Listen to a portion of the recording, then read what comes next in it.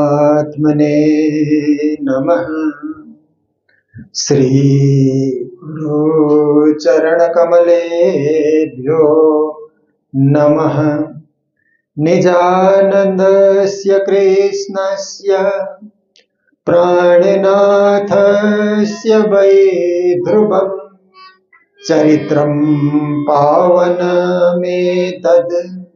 यच्च लोकेषु दुर्लभम्। पठनात् श्रवणात् चैव प्रेम भक्त्या समर्चनात् लभते चेप्सितं लोके अन्ते च पदमाव्ययम्। निजानंद निज नाम है श्री कृष्ण धनि धाम। श्यामा सुंदर सा सब राखो हृदय धाम। मंगल कृष्ण प्रणाम है मंगल धर्म प्रकाश। मंगल सुंदर साथ मंगल धाम उजास। मंगल सुंदर साथ है मंगल धाम उजास। बोलो वृंदावन बिहारी लाल की जय। श्री सद्गुरु महाराज की जय। श्री प्राणनाथ प्यारे की जय। गुरु जी मंगलदास महाराज की जय। बद्री विशाल भगवान की जय। हिंदू सनातन धर्म की जय। कृष्ण प्रणामी धर्म की जय। आज के आनंद की जय। श्याम मेरे मन में बसे हो बसे रहना। श्याम मेरे मन में बसे हो बसे रहना। मेरे मन में बसे हो बसे रहना। मेरे मन में बसे हो बसे रहना। मेरे दिल में बसे हो बसे रहना। मेरे दिल में बसे हो बसे रहना। श्याम मेरे मन में बसे हो बसे रहना। श्याम मेरे मन में बसे हो बसे रहना। राज मेरे मन में बसे हो बसे रहना। राज मेरे मन में बसे हो बसे रहना। मेरे मन में बसे हो बसे रहना। मेरे मन में बसे हो बसे रहना। मेरे दिल में बसे हो बसे रहना। मेरे दिल में बसे हो बसे रहना। श्याम मेरे मन में बसे हो बसे रहना। श्याम मेरे मन में बसे हो बसे रहना। राज मेरे मन में बसे हो बसे रहना। राज मेरे मन में बसे हो बसे रहना। मेरे मन में बसे हो बसे रहना। मेरे मन में बसे हो बसे रहना। मेरे दिल में बसे हो बसे रहना। मेरे दिल में बसे हो बसे रहना। श्याम मेरे मन में बसे हो बसे रहना। श्याम मेरे मन में बसे हो बसे रहना। राज मेरे दिल में बसे हो बसे रहना। राज मेरे दिल में बसे हो बसे रहना। बोलो सद्गुरु महाराज की जय। परम आदरणीय श्रीमद् भागवत कथाकार ज्ञान भक्ति सेवा की प्रतिमूर्ति पूज्य स्वामी श्री सदानंद जी महाराज और इधर संगीत में हरिद्वार से श्री गोपाल जी और महाराज जी के साथ ही हमेशा चलते हैं श्री पवन तिवारी जी, विजय जी, भाई रमेश जी, रामपुरिया परिवार के सभी सदस्यगण जो इस कार्यक्रम के मुख्य आयोजक हैं, रामपरिया परिवार के रिश्तेदार और अन्यत्र से आए हुए हमारे प्यारे सुंदर साथ जी, सभी को कोटि कोटि करवत्ता प्रेम प्रणाम। जब से हम बद्रीनाथ आए हैं, आनंद का ही अनुभव कर रहे हैं। देखिए, हम लोग गर्मी में झुलस रहे थे, 3-4 महीने से गर्मी देख देख करके परेशान हो रहे थे। यहाँ आते ही स्वेटर पहनने का, जैकेट पहनने का, शाल ओढ़ने का मौका मिला। दिन में अच्छी धूप निकलती है, वातावरण बहुत ही मनोरम बना हुआ है, आकाश इतना स्वच्छ है, सूर्योदय से लेकर के सूर्यास्त तक का आनंद ले रहे हैं और साथ साथ में ठंडी भी है। ये बर्फीले पहाड़, बर्फ से ढके हुए पहाड़ बिल्कुल हमारे सामने हैं। सामने के पहाड़ को नारायण पहाड़, और जिस तरफ हम लोग हैं नदी के इस तरफ, इसको नर पहाड़, नर नारायण पहाड़ कहा जाता है। नर नारायण भगवान ने यहाँ आकर के तपस्या की, देखिए। और जो बद्री विशाल भगवान है, साक्षात विष्णु भगवान ही बद्री विशाल के रूप में विराजे हुए हैं। जब केदारनाथ दर्शन करने जाते हैं तो भगवान शंकर वहां पर विराजे हुए हैं।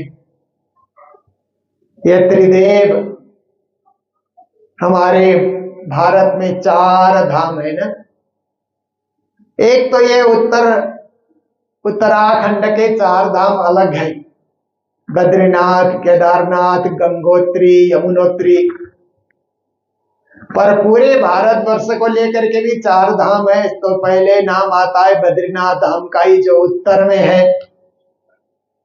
पश्चिम में जाकर के द्वारिका धाम, दक्षिण में जाकर के रामेश्वरम धाम, और पूर्व में जाकर के जगन्नाथपुरी धाम। ये बड़े बड़े धाम की स्थापना क्यों की गई? चारों दिशाओं से सनातन हिंदू धर्म की रक्षा करने के लिए। ये प्राचीन धर्म, पुरातन धर्म, कोई आकर के इस पे आक्रमण करके हमारी संस्कृति को नष्ट न करे, हमारी परंपराओं को कोई नष्ट न कर डाले। और भारत देश प्रारंभ से ही अध्यात्म का देश रहा है, धर्म का देश रहा है। विदेशी लोग भारत देखने आते हैं तो यहाँ की संस्कृति और यहाँ का धर्म देखने के लिए आते हैं। इसलिए सारे पुराने मंदिरों में विदेशियों को घूमते हुए आपने देखा होगा, फोटो खींचते रहते हैं, यहाँ के कल्चर को समझने की कोशिश करते हैं। उनका देश हमारे से संपन्न देश है। पर कोई जमाना ऐसा था, मुगल काल तक विश्व में सबसे संपन्न देश भारत ही था। जब तक मुगल लोग राज करते रहे ना, उन्होंने लूटा भी इस देश को, परंतु भारत सबसे समृद्ध राष्ट्र विश्व में कहलाता था। विदेशी लोग भी पढ़ने के लिए भारत आते थे। भारत के विश्वविद्यालय में, नालंदा विश्वविद्यालय जो बिहार में है, वहां विदेश के लोग पढ़ने आते थे, इसीलिए उसका नाम विश्वविद्यालय नाम पड़ा। विश्व भर के लोग आकर के अध्ययन करें। एक पंजाब में तक्षशिला विश्वविद्यालय भी था, वहां भी विदेश से लोग आकर के पढ़ते थे। भारत के लोग भी वेद, वेदांत, ज्ञान, विज्ञान का अध्ययन किया करते थे। पर कालांतर में इस समृद्ध देश को विदेशियों ने बार बार आक्रमण करके यहाँ के बड़े बड़े मंदिरों को ढाया, उन्होंने तोड़ा। मंदिरों में जो सोना और चांदी उनको मिला वो उन्होंने लूटा। यहाँ की संस्कृति को भी नष्ट करने के लिए उन्होंने प्रयास किया। यहाँ के धर्म को भी उन्होंने नष्ट करने के लिए और अन्य धर्मों को यहाँ पर व्यापक बनाने के लिए प्रयास किया। परंतु एक इकबाल नाम का कवि कहता है कि कुछ बात ऐसी है कि हस्ती मिटती नहीं हमारी। भारत भूमि की कुछ ऐसी शक्ति है, ऐसी ताकत है कि अनेक लोगों ने इस देश को मिटाना चाहा, पर ये देश आज भी विश्व में अपना सिर खड़ा किया हुआ है और विश्व भर धर्म का, शांति का, प्रेम का, सद्भाव का संदेश यदि कोई देश देता है तो भारत है। विश्व प्रेम, विश्व धर्म एकता, विश्व मानव एकता, विश्व संस्कृति एकता, ये भारत ही सारे विश्व को देता है। इसलिए विश्व भर के लोग भारत की संस्कृति को समझने के लिए आते हैं और इंडियन जॉइंट फैमिली को देखने भी आते हैं। उन देशों में जो बच्चे लोग हाई स्कूल पूरा करते हैं, क्लास 10 या 11-12 पढ़ लेते हैं, तो उनको 1 साल थर्ड कंट्री में जाने के लिए उनको प्रेरित किया जाता है कि आप किसी तीसरे देश में जाकर के वहां की संस्कृति अध्ययन करो, वहां के लोगों को समझो। बहुत सारे बच्चे भारत भी आते हैं, भारत को देखने के लिए, भारतीय संस्कृति को सीखने के लिए। और भारतीय ये संयुक्त परिवार, ज्वाइंट फैमिली कहते हैं ना, दादा दादी भी हैं, माता पिता भी हैं, बेटे बहू भी हैं, नाती पोते भी हैं, ऐसा घर कितना अच्छा लगता है। सब एक दूसरे के सहयोगी बनकर के रहते हैं। विदेश में ऐसा परिवार नहीं होता है। विदेश में तो बेटा बड़ा हुआ तो अपना अपार्टमेंट ढूंढ लेता है, बेटी भी फिर अपने पढ़ाई में जाती है तो लौट कर नहीं आती है। पर हमारे देश में बेटे भी पढ़ करके माँ बाप के पास आते हैं, माँ बाप उसको वैवाहिक बंधन में बांध देते हैं। स्वयं वैवाहिक बंधन में नहीं बंधते, माँ बाप की आज्ञा से, पूरी संस्कृति के साथ, पूरी पद्धति के साथ। देखिए कैसी महान संस्कृति है, विश्व भर के लोग इसका अध्ययन करना चाहते हैं। तो हमारे 4 धाम दर्शनीय धाम है। ऐसे हम लोग हिंदू धर्म अंतर्गत प्रणामी परंपरा में, हिंदू धर्म के कई शाखाएं, हजारों शाखाएं हैं। जैसे एक बड़ा वट वृक्ष होता है तो उसकी कितनी सारी शाखाएं होती है, ऐसे ही सनातन हिंदू धर्म वट वृक्ष के समान है। उसकी एक शाखा हम लोग भी हैं, श्री कृष्ण प्रणामी, एक उन्नत शाखा, और उन्नति नहीं समुन्नत शाखा। एक उदारवादी विचार रखने वाले, सुधारवादी विचार रखने वाले हमारे सदगुरु देवचंद जी थे, महामती प्राणनाथ थे। तो उनके द्वारा हम सब गुरु परंपरा से दीक्षित हैं। परंतु हिंदू धर्म सबकी मां है। जितने भी संप्रदाय भारत में चल रहे हैं या विश्व में ही चल रहे हैं, उन सब की मां हिंदू धर्म है, हिंदू संस्कृति है, हिंदू परंपरा है। इसीलिए इस परंपरा को हमेशा प्रणाम करना चाहिए, नमन करना चाहिए, वंदन करना चाहिए। देखिए बद्रीनाथ भगवान के करीब में, आप देखिए वेद व्यास का आश्रम भी कल हम लोगों ने दर्शन किए, जहां वेद व्यास जी ने बैठ करके पहले 17 पुराणों की रचना कर डाली। स्वयं लिखते रहे 17 पुराण। देखिए बड़े बड़े पुराण है ना। और फिर उनके मन में विचार आया कि महाभारत भी लिख डालना चाहिए। पर उन्होंने देखा कि महाभारत में तो 1 लाख श्लोक रहेंगे, तो मैं कैसे लिखूंगा। तो उन्होंने गणेश जी का आह्वान किया। गणेश जी आकर के बैठे, पर गणेश जी ने एक शर्त लगाया कि व्यास जी, आप महाभारत के श्लोक बोल करके बीच में फिर चुप हो जाओगे तो मैं उठ के चला जाऊंगा। मेरा कलम बंद नहीं होना चाहिए, मैं लिखता ही रहूंगा, लिखता ही रहूंगा, अटूट रूप से मैं लिखता रहूंगा, अविरल गति से। ऐसे आपको महाभारत का वर्णन करना है। तो वेदव्यास जी ने कहा ठीक है गणेश देव जी, आप लिखने बैठिए, मैं आपको आपके कलम को रुकने नहीं दूंगा। श्लोक के ऊपर श्लोक रचना करते गए, गणेश से लिखते चले गए। कैसे दोनों का आश्रम साथ साथ में है ना, आपने कल दर्शन किए होंगे। और जहां कहीं फिर गणेश के कलम अब जल्दी चलती थी तो वेद व्यास जी कठिन कठिन श्लोकों का उच्चारण कर देते थे, रचना कर डालते थे। उसको लिखने में उनको समय लगता था। और कभी कभी वेद व्यास जी को हाथ पांव धोने के लिए बाहर जाना पड़े तो कठिन से कठिन 8-10 लोग बता करके जाते थे। इतने में गणेश जी लिख रहे अपना काम भी करके फिर आ जाते थे। कैसे धर्मशास्त्रों की रचना की देखिए। पास में फिर देखिए सरस्वती नदी है। हम लोग संगम जाते हैं ना, प्रयाग, तीर्थराज प्रयाग, हरिद्वार से हम लोग चल करके आए तो 5 प्रयाग, प्रयाग मतलब संगम, 5 संगम के दर्शन करते करते बद्रीनाथ हम लोग पहुंचे।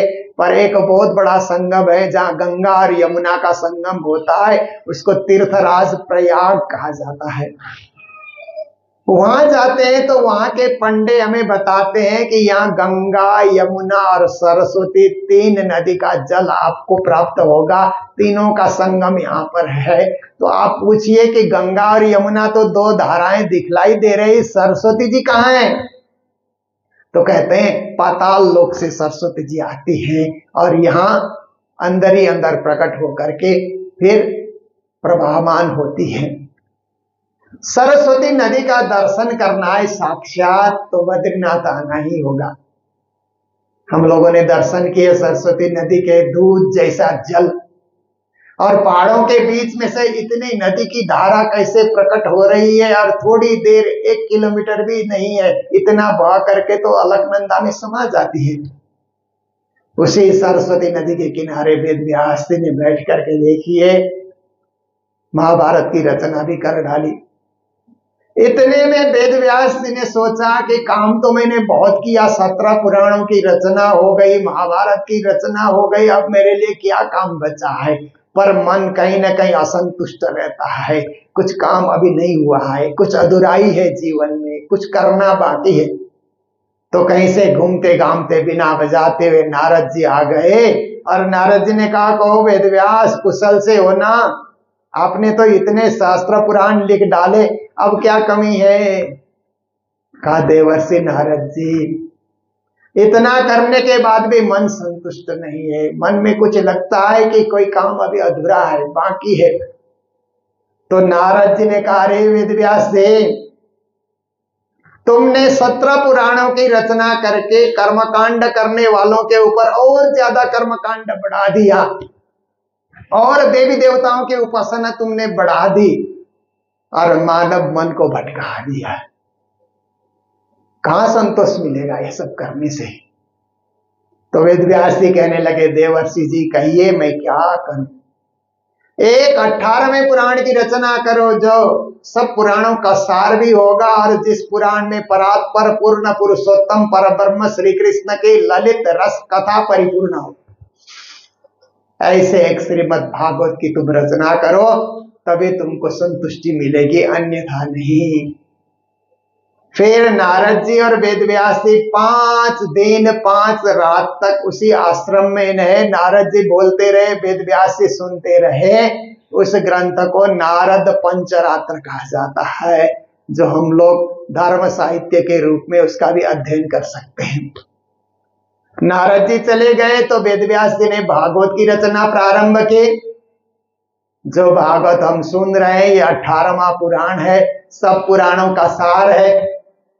भागवत के 9वें स्कंद तक अनेक भक्तों की कथा, ऋषियों की, मुनियों की कथा आती है, पर जब 10वें स्कंद में प्रवेश करते हैं तो कृष्ण कथा, जो परब्रह्म परमात्मा अक्षरातीत धाम के धनी पूर्ण ब्रह्म, ऐसे सच्चिदानंद स्वरूप पूर्ण ब्रह्म की कथा प्रारंभ होती है, जो एक सर्वश्रेष्ठ कथा है। और उसी पूर्ण ब्रह्म परमात्मा की भक्ति सभी देवी देवता भी करते हैं।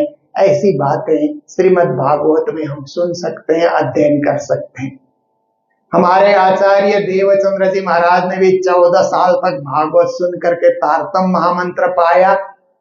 फिर उन्होंने ये निजानंद पद्धति, कृष्ण प्रणामी धर्म के नींव उन्होंने नौतनपुरी धाम जामनगर में उन्होंने रखी, और उसके बाद फिर देवचंद्र जी महाराज का ज्ञान प्राणनाथ जी महाराज ने प्रवाहमान किया, तो तारतम सागर ग्रंथ का अवतरण हुआ।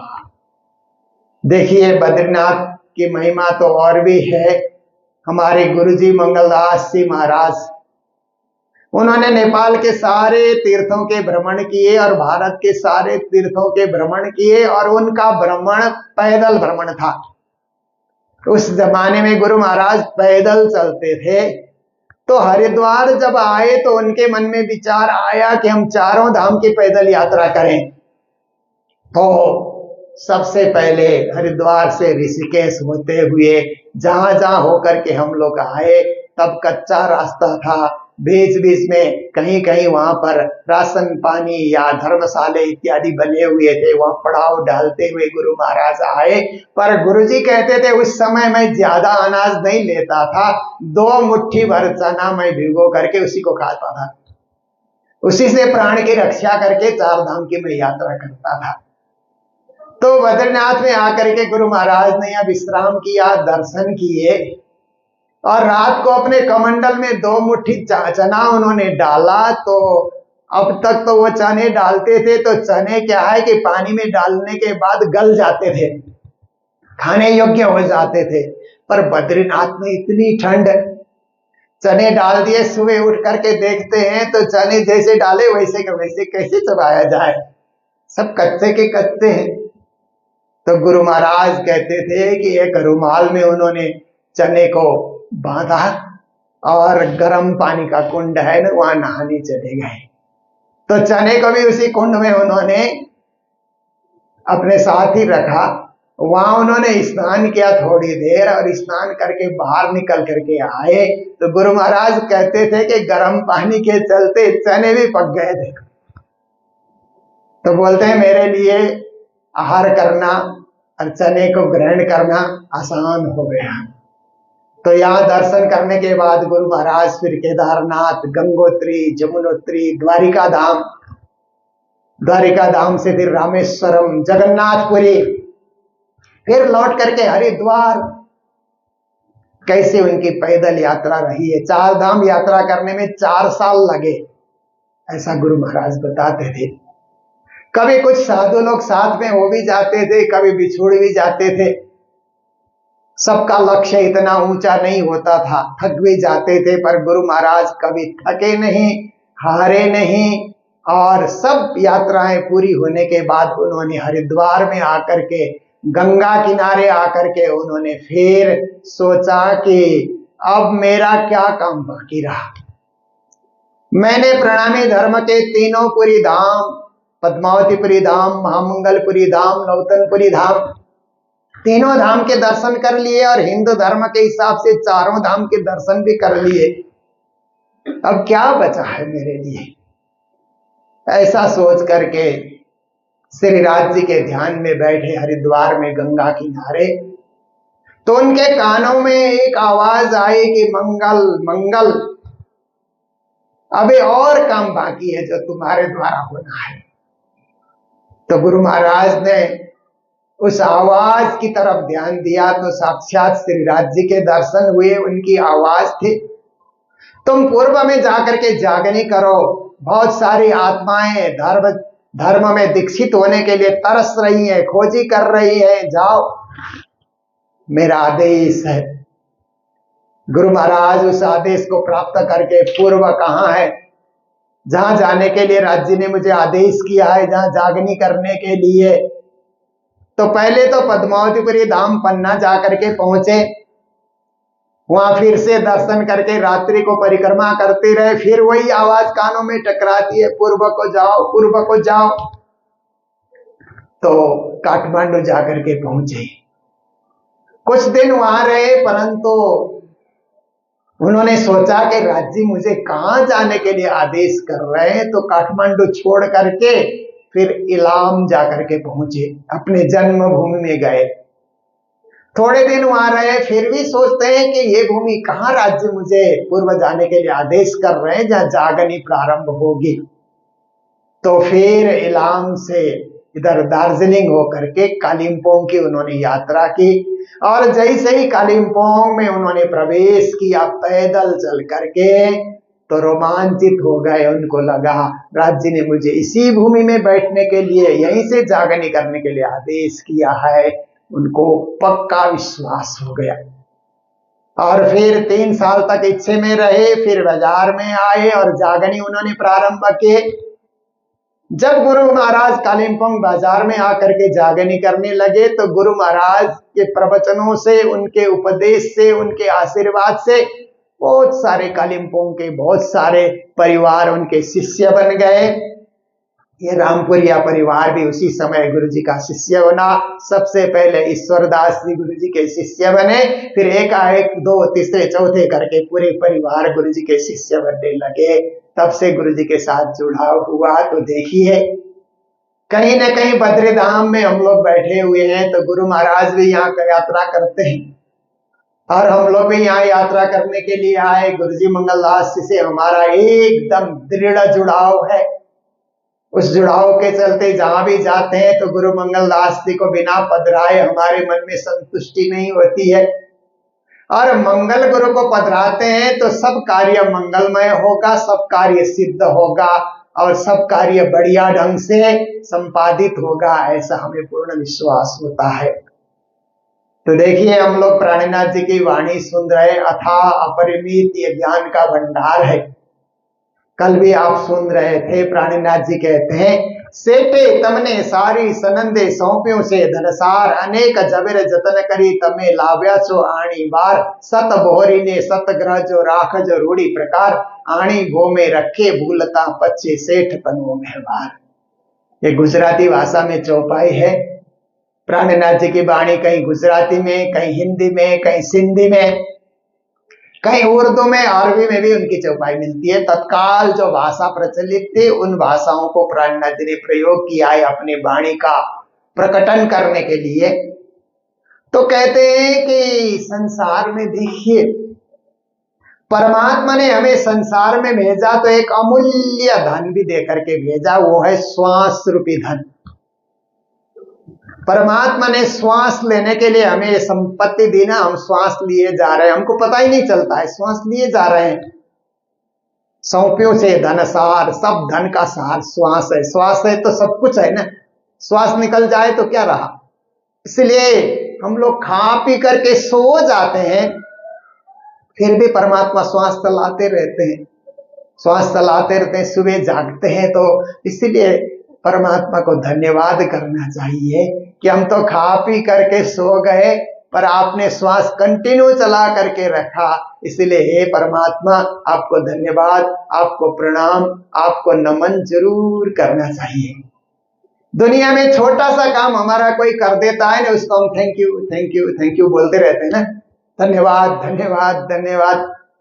तो परमात्मा ने इतना बड़ा कार्य कर दिया कि हमको जिंदा रखा, तो उनको भी धन्यवाद करना है। पर परमात्मा के लिए धन्यवाद कहना छोटा शब्द है, इसलिए केवल याद याद, धन्यवाद ना कर करके याद, आपकी याद हम करते हैं, याद करते रहते हैं, इतना ही हमको करना है। कुछ लोग कहते हैं कि धर्म करना बड़ा कठिन काम है, पर धर्म करना सबसे सरल काम है। पाप करना कठिन काम है। किसी पाप के विषय में सोचिए, कितना कठिन काम होता है ना, किसी की हत्या कर देना, मार देना, किसी से झूठ बोलना, किसी से ठगना, किसी से चोरी करना, बहुत कठिन काम है। धर्म करना तो सबसे सरल है, सरल है। किसी को कुछ देना कितना सरल है ना, किसी से प्रेम से बोलना कितना सरल काम है, किसी से हाथ जोड़ना कितना सरल काम है। पर जब तक लोग धर्म क्षेत्र में नहीं उतरते हैं, उनको लगता है ये कठिन काम है। बहुत सारे लोग तो सोचते हैं कि सुबह जल्दी उठ करके नहाना ही कठिन काम है, क्योंकि धर्म वहीं से प्रारंभ होता है ना। बिना नहाए धर्म प्रारंभ होगा ही नहीं, क्योंकि शरीर अशुद्ध होगा तो कुछ भी आप कर लीजिए। अभी मैं मंगलधाम में था तो एक ग्रुप दिल्ली से गंगटोक घूम करके आया, तो वहाँ वो नाश्ते का टाइम था, तो जो नाश्ते भोजन के टाइम में जो यात्री भी आ जाते हैं तो वो लोग भी कर लेते हैं। तो नाश्ते का टाइम है, ऑफिस से बता दिया होगा, तो सभी लोग कुछ 10-12 लोग थे, नाश्ते में पहुंचे। एक जन बाहर बेंच पे बैठा हुआ था। मैं नीचे से आया तो मैंने कहा कि आप भी उसी ग्रुप के साथ हैं? हाँ, मैं भी इसी ग्रुप के साथ हूँ। तो आप क्यों नहीं गए? उसने बोला कि मैं जब गैंगटॉक से चला तो मैं एक खा करके चला रहा। उसको इतना डर हो गया मंदिर के अंदर जाना और नीचे नाश्ता में जाना कि मैं कुछ भूल करके आया हूं, अब मैं कैसे प्रसाद ग्रहण करूंगा, कैसे भगवान के सामने चेहरा दिखाऊंगा। देखिए, पाप करना कठिन है ना, पाप का डर भी बहुत होता है। और दूसरे लोगों ने ऐसे कुछ खाए नहीं थे, खाली पेट आए थे, खुशी से दर्शन भी किए, परिक्रमा भी किए, चरणामृत भी लिया, प्रसाद भी लिया। देखिए, धर्म के रास्ते में जब हम चल पड़ते हैं तो धर्म इतना सरल और सहज हो जाता है कि बिना धर्म के कुछ अच्छा लगता ही नहीं है। दुनिया में अन्य डिग्रियां लेने के लिए कितना परिश्रम करना पड़ता है। आप देखिए, किसी ने आकर के आपको कहा कि आप एमए करो, पीएचडी करो, डिलीट करो, पढ़ाई के उच्चतम श्रेणी में आप जाकर के पहुंचो, तो आप पढ़ते रहे डिग्रियां लेने के लिए। एमए करने के बाद जो रिसर्च करते हैं ना, उसको पीएचडी कहते हैं ना। 5-6 साल लगते हैं, खूब खोजी करनी पड़ती है उस सब्जेक्ट में। उसके बाद फिर एक डिलीट करके उससे भी उच्च कोटि का एक टाइटल है, पद है। कब करेंगे, कब पहुंचेंगे, कब पढ़ेंगे, कब इतनी सारी किताबों को अनुभव करेंगे। बहुत कठिन है इतनी बड़ी डिग्री लेने के लिए। और कोई आपको कहे कि ठीक है, साहित्यिक जगत में तो आप डिग्री नहीं ले सके, पर आप पहलवान बन जाइए, कुश्ती लड़िए, विश्व चैंपियन बन जाइए। कहां बनेंगे, कब बनेंगे, ऐसा तगड़ा शरीर हमारा कब होगा, कैसे होगा, संभव ही नहीं है दुनिया का कोई पद लेना। कोई हमको ऐसा कहे कि फिर आप नेता बनिए, राजनीति में जाइए और आप देश के प्रधानमंत्री बनिए, राष्ट्रपति बनेंगे, कौन हमको वोट देगा, कब जीतेंगे, नहीं जीतेंगे। दुनिया का पद लेना बहुत कठिन है। किसी ने हमको कहा कि ठीक है, इस क्षेत्र में भी आप नहीं गए तो आप चलचित्र जगत में जाइए, अभिनेता बनिए। अब कौन हमारी पिक्चर को देखेगा, कहां जाकर के हीरो बनेंगे, नहीं बनेंगे, बहुत मुश्किल काम है। ये क्षेत्र भी बहुत कंपटीशन का क्षेत्र है। और व्यापार में कोई कहे कि तुम भी बन जाओ, दुनिया के सबसे बड़े व्यापारी बन जाओ, व्यापार करते रहे दिन रात लगा करके, पर उस पद में कब पहुंचेंगे, नहीं पहुंचेंगे। पर कोई हमें कहे कि तुम धार्मिक बनो, तो उसके लिए बड़ी डिग्रियां लेना कोई जरूरी नहीं है, बहुत कंपटीशन करना कोई जरूरत नहीं है, बहुत परिश्रम करना कुछ जरूरत नहीं है। जहां है वहीं से आप अपने जीवन शैली को धर्म की तरफ मोड़ दीजिए। व्यापार भी करिए, कमाई भी करिए, दुनिया में सबसे मिलिए जुलिए, सब काम करते रहिए, पर एक जीवन शैली को बदल देना है। धर्म और कुछ नहीं है, जिस शैली में हम जी रहे हैं ना, उसमें थोड़ा सा अंतर ला देना है। जैसे आप देखिए कि बहुत सारे लोग धर्म में नहीं होते हैं, तो महाराज जी कल बता रहे थे ना कि तंबाकू इत्यादि का सेवन होता है, बहुत ज्यादा होता है। आप धर्म के तरफ मुड़ गए तो मैंने कहा 5-7 हजार तो ऐसे ही बच जाएगा आपका। जो तंबाकू खाने में जाता है ना, उससे परोपकार कीजिए, किसी को दे दीजिए, किसी बच्चे को पढ़ाई में लगा दीजिए, कितना अच्छा पुण्य। जीवन शैली को बदला आपने, और कुछ नहीं किया, परंतु एक जीवन शैली को बदला।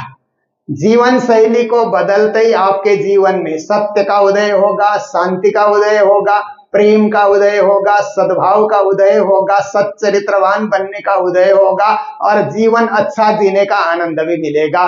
कि जब आप वृद्ध हो जाएंगे तो सोचेंगे जीवन अच्छा जिए। कुछ लोग कहते हैं ना कि कितने लंबे जिए, उसका कोई अर्थ नहीं है, पर कितना अच्छा जीवन जिए उसका कोई अर्थ होता है, कि हम जीवन अच्छा जी सके। इसके लिए हमें धार्मिक होना, सच्चरित्रवान होना और वाणी का श्रवण करना बहुत जरूरी है। तो प्राणनाथ जी कहते हैं, सेठे तमने सारी सनंदे सौंपियों से धनसार। परमात्मा ने तो आपको श्रेष्ठ कार्य करने के लिए भेजा है, आपको सुंदर साथ बनने के लिए, सुंदर चरित्र का निर्माण करने के लिए भेजा है। अनेक जबेर जतन करी तमें लाव्या छो आणी बारा की, क्योंकि कहते हैं कि 84 लाख योनियों में भटकने के बाद अंत में मनुष्य शरीर मिलता है। तो हम कितना भटके होंगे जानवर के रूप में, कहां कहां भटके होंगे, क्या क्या हम लोगों ने किया होगा। और हर योनि में हमने प्रार्थना की होगी मनुष्य को देख करके कि हे प्रभु अगले योनि में हमें भी मनुष्य बनाइए। कभी हम कुत्ते के रूप में, बंदर के रूप में, बिल्ली के रूप में, गधे के रूप में, घोड़े के रूप में, कहां कहां भटके होंगे। और मानव को चलते हुए देख करके हमने तब प्रार्थना करी होगी कि हे परमात्मा हमें भी अगली योनि में मानव बना दीजिए, मानव बन करके हम जिए। तो देखिए अनेक योनि में हमने प्रार्थनाएं करके पुण्य बटोरा और मनुष्य जीवन हमको आज मिला हुआ है। तो मनुष्य बनने के बाद फिर पशुवत हमारा स्वभाव हो गया, एक दूसरे पर आक्रमण कर रहे हैं, किसी का लूट रहे हैं, कुछ कर रहे हैं। मानवीय सद्गुण हम में नहीं आया और मानवीय विवेक हम में नहीं आया, मानवीय भक्ति हम में नहीं आई। तो उनमें और हम में क्या फर्क रहा। इसलिए हमें सच्चे अर्थ में मनुष्य बन करके अपनी भलाई, परिवार की भलाई, समाज की भलाई, देश की भलाई, राष्ट्र की भलाई, मानवता की भलाई, विश्व कल्याण की भावना हम लोगों में हो। देखिए हम लोग प्रार्थना करते हैं ना, तो उस श्लोक का उच्चारण हम लोग जरूर करते हैं, सर्वे भवन्तु सुखिनः, सर्वे सन्तु निरामया, सर्वे भद्राणि पश्यन्तु मां कश्चित् दुःख भाग् भवेत्। बहुत ही अच्छा श्लोक है। इस श्लोक में कहा गया है कि सर्वे भवन्तु सुखिनः, विश्व के सब मानव सुखी रहें। ये धार्मिक व्यक्ति ही सोच सकता है, अधार्मिक नहीं सोच सकता है। अधार्मिक तो यही सोचता है कि हम सुखी रहें, बाकी सब दुखी हों। पर धार्मिक व्यक्ति कहता है कि सब लोग सुखी रहें। सर्वे भवन्तु सुखिनः, सर्वे सन्तु निरामया, सब निरोग रहें। क्योंकि हॉस्पिटल में जाकर के आप देखिए ना, कितने लोग तड़प रहे हैं, कितनी बीमारियों को झेल रहे हैं। उस समय आपका मन कहता है कि परमात्मा सबको निरोग रखें। फिर आप कहिए कि सर्वे भद्राणि पश्यन्तु, सब अच्छा अच्छा देखें, अच्छी अच्छी दृष्टि हो सब में, सबकी दृष्टि सुबह सुबह हो। मां कश्चित् दुःख भाग् भवेत्, किसी के जीवन में दुख आए ही ना। इसलिए हम ऐसे कल्याणकारी कार्य करें जो प्राणनाथ जी महाराज हमें आदेश कर रहे हैं। फिर कहते हैं कि सत बोहरिने सतग्राजो, संसार में आकर के हम सत्य का व्यापार करें, सत्य का धंधा करें। राख जो रूढ़ी प्रकार सत्य को हृदय में छुपा करके रखें, क्योंकि सत्य ही धर्म है, सत्य ही जीवन है, सत्य ही मोक्ष है। सत्य से ही हम परब्रह्म परमात्मा के सानिध्य में जा सकते हैं। क्योंकि ब्रह्म भी सच्चिदानंद रूपाय विश्वोत्पत्त्यादि हेतवे तापत्रय विनाशाय श्री कृष्णाय वयं नुमः, वो भी सत्स्वरूप परब्रह्म परमात्मा है। इसलिए उसके हम बने रहें। तो सत्य के या परमात्मा के बने रहने के लिए हमें क्या करना है। देखिए कुछ नहीं करना है, थोड़े से अपने आप को परिवर्तित करना है। कि देखिए हम लोग गुनगुनाते रहते हैं ना, मनुष्य का स्वभाव होता है कि कुछ गुनगुनाते रहता है। ज्यादातर लोग गीत गुनगुनाते हैं ना, सिनेमा में कोई नई गीत आ जाए तो बहुत लोग गुनगुनाते हुए मिलते हैं, पार्क में भी मिलते हैं। आप कहीं जाइए कि कोई चौराहे पे भी लोग मिल जाते हैं, कभी बस अड्डे पे भी मिल जाते हैं, जहां जाइए लोग गीत गुनगुनाते हुए मिलते हैं। गीत तो सभी लोग गाते हैं, परंतु हमें भजन गाना है। धार्मिक बनने के बाद भजन गुनगुनाते रहे, भक्ति गुनगुनाते रहे, परमात्मा के नाम का उच्चारण करते रहे। इतना ही फर्क। वो भी गा रहा है, आप भी गा रहे हैं। वो गीत गा रहा है, नायक नायिका के चरित्र का वर्णन कर रहा है, हम अपने परब्रह्म परमात्मा की भक्ति कर रहे हैं। इतना ही फर्क है। गाने में कोई फर्क नहीं है, परंतु विचारधारा परिवर्तित है। फिर दूसरी बात है कि दुनिया के लोग, सारे लोग खाते हैं, भोजन करते ही हैं। जहां जाओ कोई होटल खाली नहीं है, जहां जाओ सदा बर्थ, सब जगह लोग खा रहे हैं, पी रहे हैं। खाना ठीक है, लोग खाते हैं, परंतु धार्मिक बनने के बाद जो भी भोजन सामने आता है, हे परमात्मा, हे श्रीराज जी, ऐसा करके एक बार उनको याद करके भोजन किया जाए तो भोजन भोजन नहीं होता है, वही प्रसाद बन जाता है। चीज वही है, समय उतना ही लगा, विचारधारा के चलते कितना बड़ा फल हमको मिल जाता है कि कर्म ही धर्म बन जाता है। पानी सब लोग पीते हैं, प्यासे होते हैं तो पानी का प्याला, आजकल तो प्याला की क्या बात, अब पानी के भी अब ऐसे ऐसे फिल्टर बोतल आने लगे हैं, लोग पीते रहते हैं। पर पानी पीने के समय में एक बार परमात्मा को याद करके हम पिए तो वही जमुना जल के समान हो जाता है, परमात्मा के चरणामृत के समान हो जाता है। केवल हमने विचारों को परिवर्तित किया, कार्य वही कर रहे हैं। इसी तरह से आप देखिए, गपशप हम रोज करते हैं, मनुष्य का स्वभाव है वो बोलता है ना, बोलना अच्छा लगता है, पर परमात्मा कहते हैं बोलने से ज्यादा सुनो। इसीलिए सुनने के लिए दो कान दिए, बोलने के लिए एक ही मुख दिया है ना। ज्यादा सुने और संयम से हम बोले, बोलते रहते हैं, गपशप करते रहते हैं, बातचीत करते रहते हैं। उस बातचीत के दरमियान में दुनिया के लोगों की बातचीत होती है, राजनीति की बातचीत होती है, या फिल्म जगत की बातचीत होती है, व्यापार जगत की बातचीत होती है। पर बातचीत के दरमियान में यदि परमात्मा आ जाए, उसी को सत्संग कहा जाता है। अभी आप हम लोग बैठे हैं, ये भी बातचीत हो रही है, पर इस बीच में परमात्मा आ गए ना, इसलिए सत्संग हुआ, ये प्रवचन हुआ, यह ज्ञान कथा, ज्ञान चर्चा हुई। तो जीवन में इतना ही थोड़ा सा परिवर्तन लाना है कि विचार को परमात्मा के तरफ झुका दिया जाए तो जीवन ही परिवर्तित हो जाता है और जीवन जीने का पूरा आनंद मिलता है और मरने के समय में दुख का अनुभव नहीं होगा, हमें मोक्ष मिलेगा, परमधाम मिलेगा, राज्य के चरणारविंद में हम पहुंचेंगे, ऐसे हम विश्वस्त हो जाते हैं। यही बात प्राणनाथ जी वाणी में बता रहे हैं। तो अभी इतना ही, फिर दिन में मिलेंगे और इस प्रसंग को आगे बढ़ाएंगे। अभी आप सब मिलकर के श्रीमद् भागवत का रसपान करेंगे। बोलो सतगुरु महाराज की, श्री प्राणनाथ प्यारे की जय। मुझे तुमने दाता बहुत कुछ दिया है, तेरा शुक्रिया है, तेरा शुक्रिया है। मुझे तुमने दाता बहुत कुछ दिया है, तेरा शुक्रिया है, तेरा शुक्रिया है। मुझे तुमने दाता बहुत कुछ दिया है, तेरा शुक्रिया है, तेरा शुक्रिया है, तेरा शुक्रिया है, तेरा शुक्रिया है।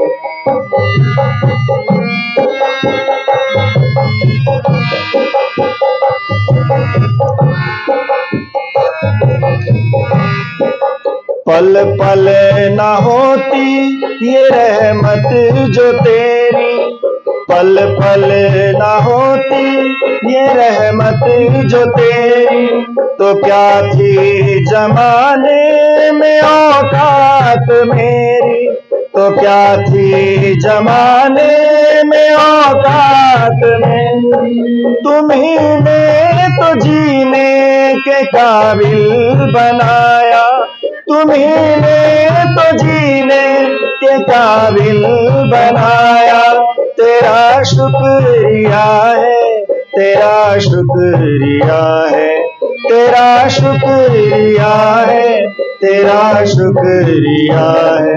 मुझे तुमने दाता बहुत कुछ दिया है, तेरा शुक्रिया है, तेरा शुक्रिया है। मुझे तुमने दाता बहुत कुछ दिया है, तेरा शुक्रिया है, तेरा शुक्रिया है।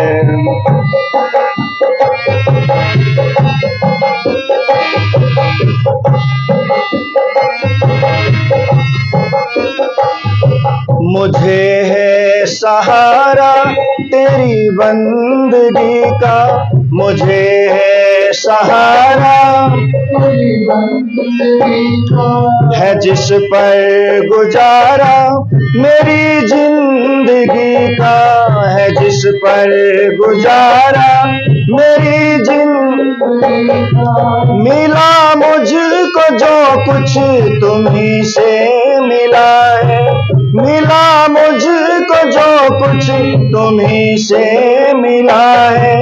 तेरा शुक्रिया है, तेरा शुक्रिया है, तेरा शुक्रिया है, तेरा शुक्रिया है।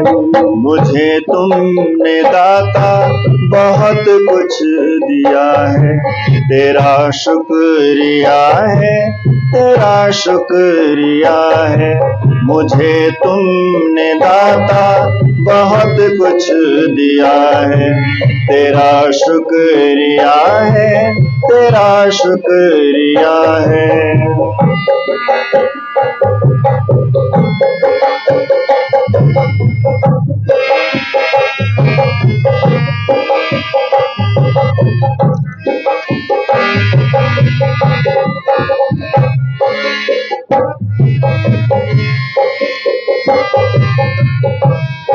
किया कुछ न मैंने, शर्मसार हूँ मैं, किया कुछ न,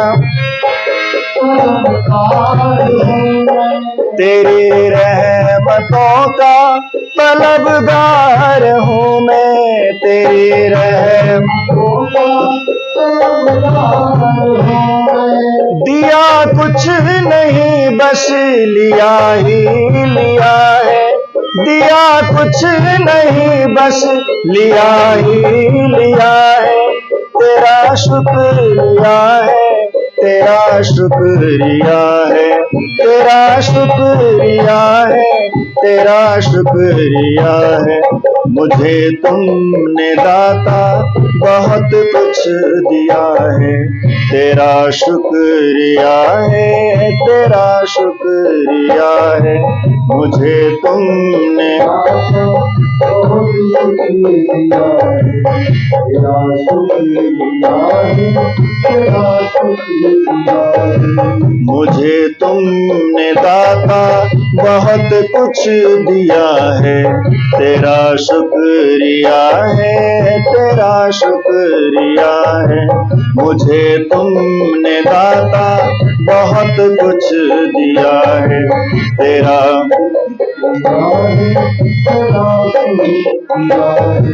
मिला मुझको जो कुछ बदौलत तुम्हारी, मिला मुझको जो कुछ मेरा कुछ नहीं सब है दौलत तुम्हारी, मेरा कुछ नहीं सब है दौलत तुम्हारी। उसे क्या कमी जो तेरा हो लिया है, उसे क्या कमी जो तेरा हो लिया है। तेरा शुक्रिया है, तेरा शुक्रिया है।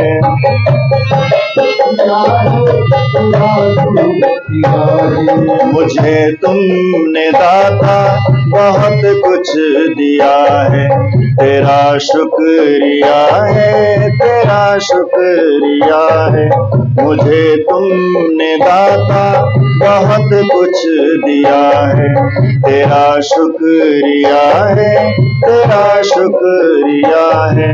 मुझे तुमने दाता बहुत कुछ दिया है, तेरा शुक्रिया है, तेरा शुक्रिया है, तेरा शुक्रिया है, तेरा शुक्रिया है, तेरा शुक्रिया है, तेरा शुक्रिया है।